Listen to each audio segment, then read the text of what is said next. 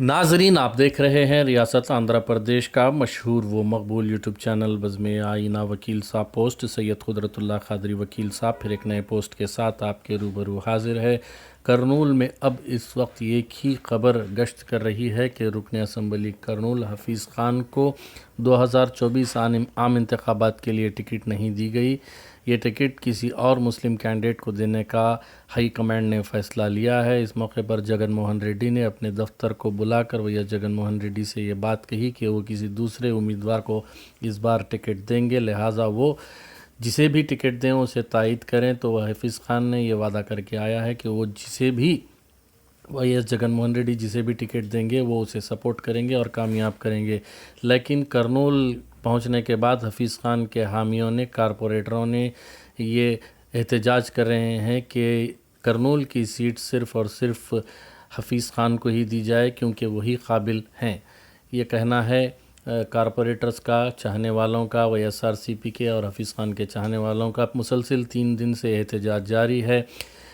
अवाम को समझाने के लिए, YSRCP कैडर और कारपोरेटर्स को समझाने के लिए party regional coordinator Ram Subba Reddy ने आज रॉयल फंक्शन हॉल पहुंचकर अवाम को जो है समझाने की कोशिश की, लेकिन अवाम समझने का नाम नहीं है। अवाम प्ले कार्ड्स के ज़रिए ये मुतालबा कर रही है कि करनूल की सीट सिर्फ़ और सिर्फ हफीज़ ख़ान को ही दी जाए। इस मौके पर हर एक फ़र्द ने अपनी अपनी राय रखी और YSRCP और YS जगन मोहन रेड्डी से यही अपील की कि करनूल की सीट सिर्फ हफीज़ ख़ान को ही दी जाए, दूसरे उम्मीदवार को हम वोट नहीं देंगे। इस तरीके की बात YSRCP के चाहने वालों ने राम सुब्बा रेड्डी रीजनल कोऑर्डिनेटर के सामने रखी है। बाद अज़ां वो कारपोरेटर से भी बात करेंगे। फ़ैसला क्या होगा हम आपको बाद में बताएंगे। जब भी ये फ़ैसला आएगा हम आपको हमारे चैनल पर अपडेट करते रहेंगे, लिहाजा आप हमारे चैनल से जुड़े रहिए।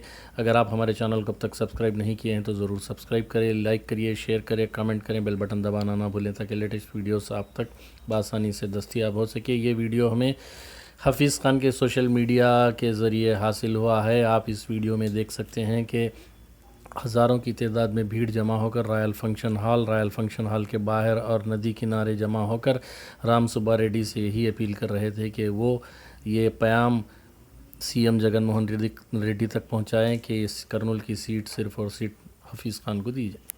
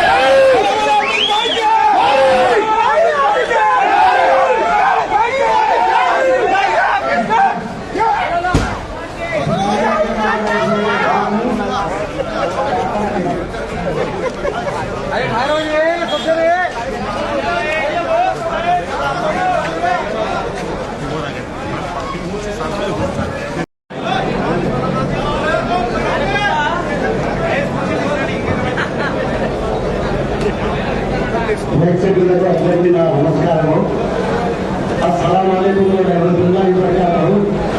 मैं हाफिज साहब के ऊपर एक शेर सुनाता हूँ, तवज्जो के साथ सुनना चाहिए।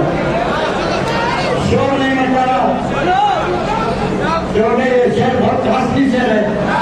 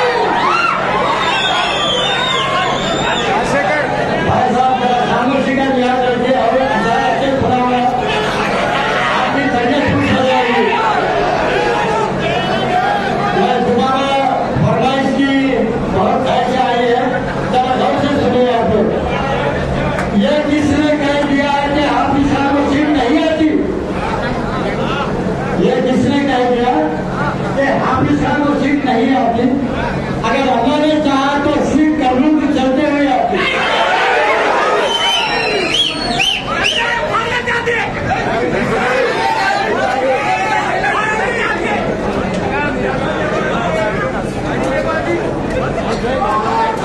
सुनिए और एक शब्द सुनिए,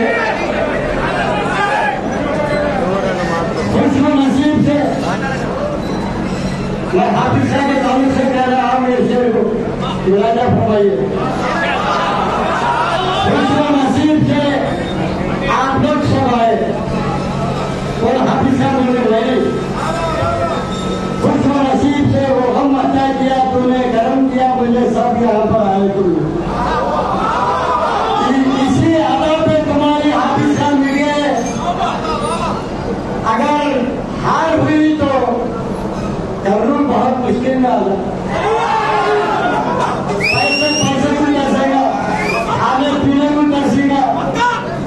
हाफिज का एक ऐसी वाहिद शख्स है कि हिंदू मुस्लिम सिख ईसाई सबका भाई है। सुनिए हाफिज शाह के बारे में कुछ शेर समझ फरमाइए। इस बगिया का माली है ये, इस बगिया का माली है ये, खुशियों की हरियाली है ये।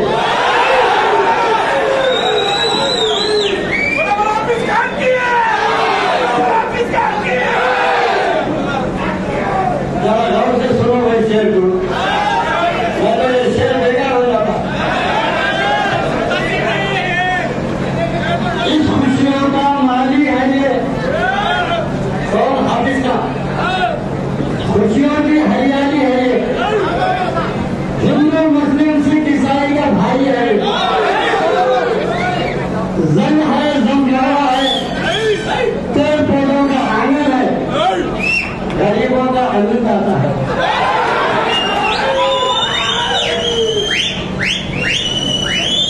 फिर आखिरी अक्षर सुना के मैं खत्म टाइम देना नहीं चाहता, क्योंकि बड़े बड़े लोग भी यहाँ पर बात करने के लिए आए हैं।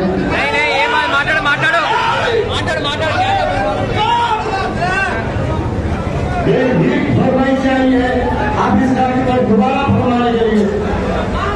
ये किसी ने कह दिया कि हाफिज साहब को सीट नहीं मिलती, कौन कह दिया भाई? आप लोगों में तो बोली भी बोल गया है कि सीट नहीं आती, से बोलो ये किसने कह दिया है कि हाफिज साहब को सीट नहीं आती? अगर खुदा ने चाहा तो चलती हुई सीट कर्नूल को आती।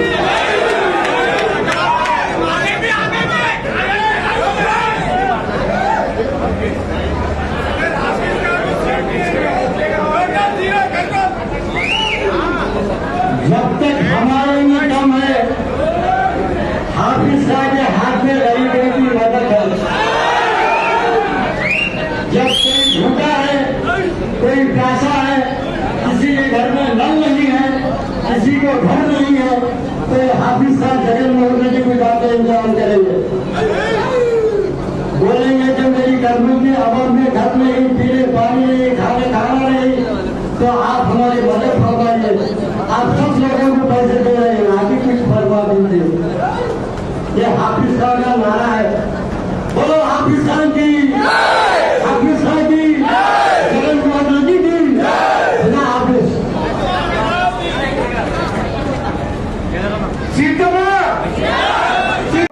ఎప్పటికీ ఒక నాయకుడిగా మీ మధ్యనే ఉండే విధంగా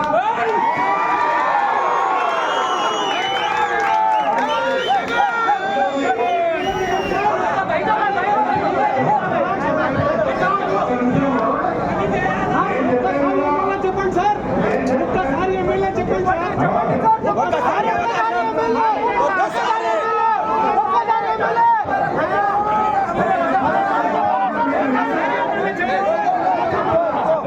మీరేమైతే మా అడుగుతున్నారో దాని గురించి చెప్తున్నా. ఒక 10 నిమిషాలు నేను చెప్తాను ఉంటే మీరు ఏమైతే అడుగుతున్నారో దాని గురించి నేను చెప్తున్నా.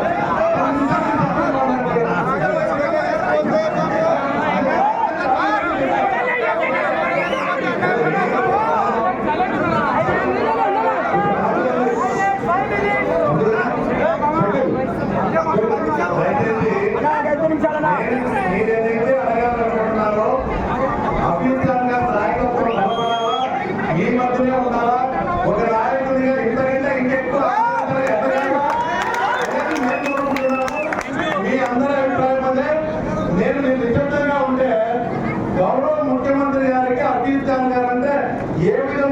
మందిపై ఆయన రాజకీయాలను తీసుకురావాలన్నాడు. ఆయనకు ఉన్నటువంటి నమ్మకం అఫీల్ ఖాన్ గారు ఒకటే ముందు పెట్టుకోండి. నేను వచ్చిన తర్వాత నాకు అఫీల్ ఖాన్ అంతకు ముందు కూడా మాటలు తీసుకోవడం ముందు నాకు పరిచయం లేదు. నేను వచ్చిన తర్వాత గౌరవ ముఖ్యమంత్రి గారితో చాలా పర్యాయాలు ఈ జిల్లాకు సంబంధించి రాజకీయాలు మాట్లాడినప్పుడు అఫీల్ ఖాన్ గారికి గౌరవ ముఖ్యమంత్రి గారి మనసులో ఒక నాయకుడిగా, ఒక నిజాయితీగా, నిస్వార్థంగా ప్రజల మధ్య ఉంటూ, ఒక ముస్లిమైనలో ఉంటూ, నేను చాలా మంది ఈరోజు జైలుతో మాట్లాడా, మత పెద్దలతో మాట్లాడినా, వైద్య కమ్యూనిటీతో మాట్లాడినా, కులాలకు మతాలకు అతీతంగా ఈయన ఎన్ని సేవలు చేస్తున్నారు, దేవాలయం నిర్మాణాలు చేస్తూ ఉన్నారు. అఫీల్ ఖాన్ గారు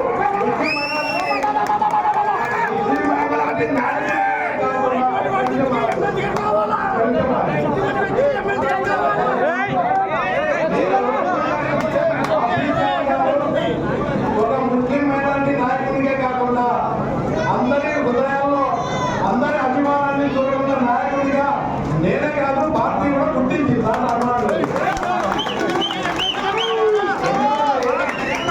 ఈరోజు కర్నూలు జిల్లాలో ఉన్నటువంటి నాయకులు మన గౌరవ ముఖ్యమంత్రి నేను నిన్న డైరెక్ట్ గా కాబట్టి అఫీల్ ఖాన్ ఎప్పుడు ముఖ్యమంత్రి గారితో మాట్లాడుతూ ఉంటారు. ఆయన తెలుసు, ఆయన మంచి ఏంటో ఈయనంటే ఆయన తెలుసు, ఆయనంటే ఈయనకు బాగా తెలుసు.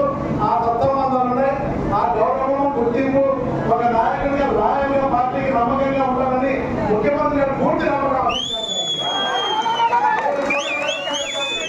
గుర్తుపెట్టుకోండి, ఒక్కటే మీరు ఆవేదన పడుతున్నారు. ఇప్పుడు మీరైతే ఎమ్మెల్యేగా అఫీల్ ఖాన్ గారు ఉంటేనే ఈ పట్టణానికి నాయకులకు కార్యకర్తలకు అండగా ఉంటారు. ఈ డెవలప్మెంట్ అవుతుందని చెప్పి మీరందరూ కూడా గట్టిగా ఏదైతే వ్యక్తం చేస్తున్నారో మీ మనసులో నుంచి అది ముఖ్యమంత్రి గారు కూడా ఉంది. 2-3 పర్యాలు మేము కూడా కూర్చున్నప్పుడు అఫీల్ ఖాన్ గారు ఒక నాయకుడిగా ఆయన మనసులో ఉన్నాడు, దాంట్లో ఏం డౌట్ లేదు. అన్న ఇంత నమ్మకం ఉన్నప్పుడు ఎందుకు తీసేసి కదా? ఇంత నమ్మకం ఉంది కదనా? ఇంత నమ్మకం ఉన్నప్పుడు ఎలుపు గుర్రానికి సీట్ ఇవ్వాలి కదన్నా? ఎక్కడ పడేసి ఎట్లన్నా? ప్రజలతో ఇంటరాక్షన్ ఉండాలన్నా.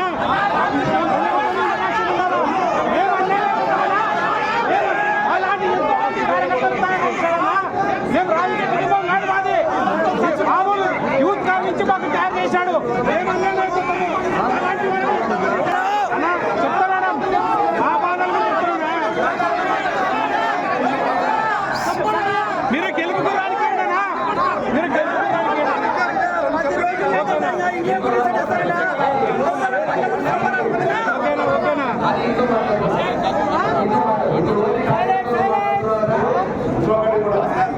కార్పొరేటర్లు ఇంకా కొంతమంది నాయకులు కావాలంటే నేను కూర్చొని ఎమ్మెల్యే గారు అడుగుతా ఉన్నారు. సపరేట్ గా కూర్చొని కూడా అందరితో ప్రయాణించి మాట్లాడతాం.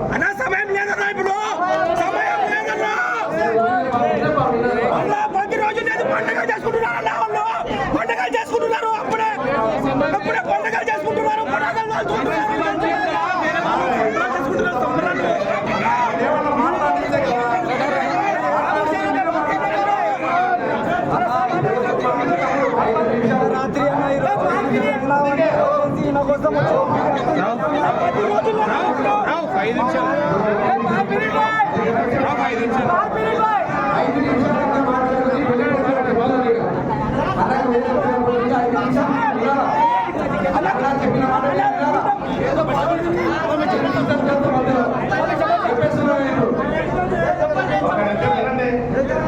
జగనన్న, జై జగనన్న, జై జగనన్న.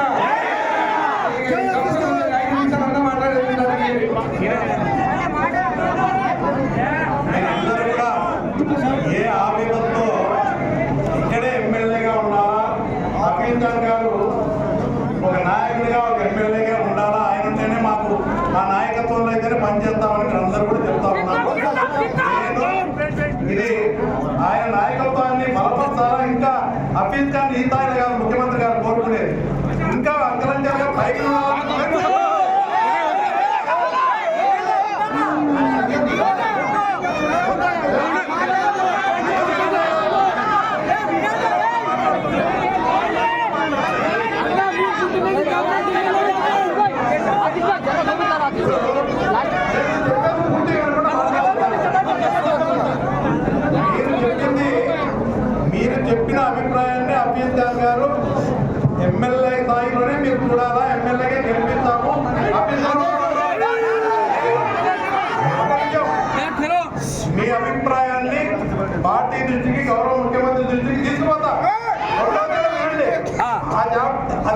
మీ ఆవేదన విన్నా. నేను వచ్చింది కూడా మీ అభిప్రాయం తెలుసుకోవడానికి నేను ఇక్కడికి వచ్చాను. నేను వింటున్నా కాబట్టి తెలుసుకోవడానికి వచ్చిన. రెండవది, మీరు చెప్పిన అభిప్రాయాన్ని, మీ మనోభావాలు అన్నీ కూడా స్పష్టంగా ఏదైతే మీరు నాకు మతభేదం మాట్లాడారు, గ్రామంలో ఉన్నటువంటి మిగతా కమ్యూనిటీ ముస్లిం మైనార్టీసే కాకుండా జైన్లు మాట్లాడినారు, వైశాఖ్ మాట్లాడినారు, హిందువులు మాట్లాడినారు, అందరి అభిప్రాయాలు చెప్పినారు. ఆయనతో షేర్ చేస్తున్నారు, ఆయన వచ్చి మీకు చెప్పినారు. మీరు వచ్చి ఎమ్మెల్యేగానే ఉండాలా, మిగతా రాజ్యసభ కానీ ఏది ఇచ్చినా వద్దని మీరు మాట్లాడారు. చెప్తా. రెండవది, మీరందరూ అనుకున్నట్టు మీ మనోవేదన విన్న తర్వాత మీరందరూ అనుకున్నట్టు హఫీజ్ ఖాన్ గారికి పార్టీలో ఎవరి మాటలో విని ఏదో జరిగిపోయి హఫీజ్ ఖాన్కి అన్యాయం జరుగుతుందనే అభిప్రాయంలో మీరు అందరూ కూడా ఉన్నారు.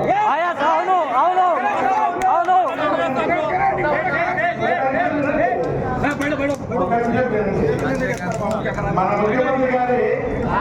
ముఖ్యమంత్రి గారి గురించి అందరికీ తెలుసు. ఒకసారి వాళ్ళని నమ్మినారంటే ఎంతమంది వదులుకోండి, ఎవరిని వదులుకోండి. ఒక్కసారి ఆయన నమ్మకం కుదిరిందంటే మీరు అనుకున్నట్టు ఎవరు ఎన్ని చెప్పినా కూడా హఫీజ్ ఖాన్ లాంటి వ్యక్తిని ఆయన వదులుకోడు, ఆయన తగ్గాలి.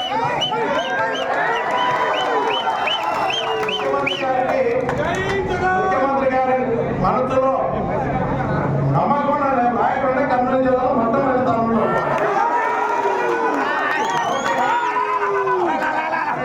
ఆయన స్థాయి తగ్గించో ఇంకొక స్థాయిలో ఆయన ఒక అభిప్రాయాన్ని షేర్ చేసుకుని హఫీజ్ ఖాన్ ఎమ్మెల్యేగా ఉన్నాం.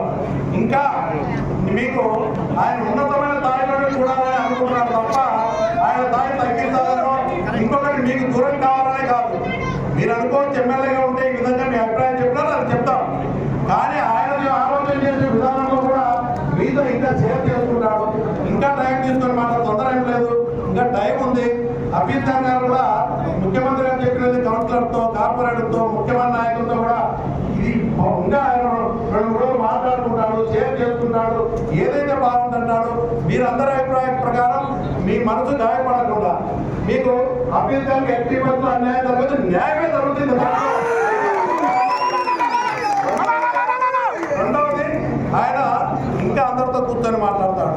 నేను ముఖ్యమంత్రి గారు చెప్తాను, మీరు అనుకున్నటువంటి అభిప్రాయం బలంగా వినిపిస్తున్నారు, ఎమ్మెల్యేగా ఉండాలనేది. కాబట్టి మీరు అనుకోని బలంగా ఆందోళన పడి ఏదో జరిగిపోతుంది. ముఖ్యమంత్రి గారు జగన్మోహన్ రెడ్డి గారు నాయకుడిగా ఉన్నంత కాలం హఫీజ్ ఖాన్ ఇట్లే ఉంటాడు తప్ప ఇట్లా ఎప్పుడు ఉండరు. జగన్మోహన్ రెడ్డి గారి నాయకత్వంలో ఆయన మీరందరూ ఆయన గెలిపిస్తున్నంత కాలం ముఖ్యమంత్రి గారి స్థాయిలో హఫీజ్ ఖాన్ జగన్మోహన్ రెడ్డి గారు ఇట్లనే చూస్తారు తప్ప ఎలివేషన్ లో కింద స్థాయిలో ఎట్టి పరిస్థితులు ఆ గౌరవాన్ని ఇస్తారు, ఆ బాధ్యత నిలబెడతారు. ఇంతకంటే ఎక్కువ స్థాయిలో మీకు సేవలు చేసేదానికి కూడా ఖచ్చితంగా అవకాశం కల్పిస్తారు. మీరు అనుమానాలు పెట్టుకోవాలండి. మీ అభిప్రాయాన్ని నేను పార్టీ తీసుకుంటాం ముఖ్యమంత్రి గారు. ఎందుకంటే ముఖ్యమంత్రి గారు వేరే అభిప్రాయం కంటే ఒప్పియడం కష్టం. ఈయన మంచి అభిప్రాయం అన్నాడు, ఈయన చెప్పింది కూడా వింటాడు, ఏమాత్రం కూడా డౌట్ లేదు. కాబట్టి మీరు అందరూ ఆందోళన పడాల్సిన మీ దగ్గరే ఉంటాడు. ఇంతకంటే ఎక్కువ మీరు అన్నారు, గతంలో ఒక్కడిగా వచ్చి అంచెలంచెలుగా ఎదిగి ఇంతమంది హాజరై మనం చూరుకున్నారు, ఇంతమందికి సేవలు చేశారు.